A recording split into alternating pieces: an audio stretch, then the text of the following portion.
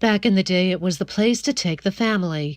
The Catskill Game Farm, a delightful outing for generations of families at its height in the 60s and 70s, still triggers nostalgia for people all over the world as they recall their close encounters with the more than 2,000 animals that once teemed at America's first privately owned zoo in Greene County.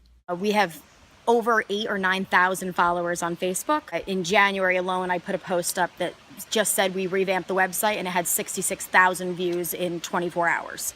There's still a huge following. Everybody remembers the Catskill Game Farm with real sincere love and appreciation for not only what it was, but what we're hoping to do with it. What Balone and her husband Ben hope to do is turn it into an RV campground.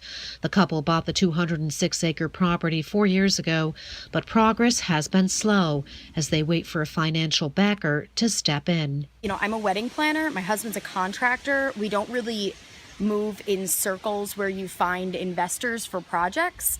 And I think that's been our biggest hurdle. It's just been not knowing how to go about finding somebody. Last year, the couple opened the grounds for volunteer cleanup days, hoping to move it forward, and invited visitors back to walk through the former zoo, where signs of its past harken back to those simpler days. Now, in 1933, a man named Roland Linderman officially opened the game farm with animals like deer, sheep, and goats. About 25 years later, the United States Department of Agriculture officially recognized it as a zoo, and it grew to where it eventually held 2,000 animals, representing 150 species, including exotics. All of that came to a close on Columbus Day 2006. The founder's daughter closed it due to changing appetites for entertainment and dwindling traffic. The property lay dormant for years until the Balones bought it. Today it is once again on the real estate market.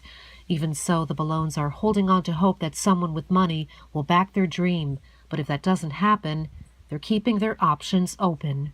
We have a love for this property, and although it's on the market, we really don't want to sell it because we love the property so much. We love the history of it. We've been here for 4 years.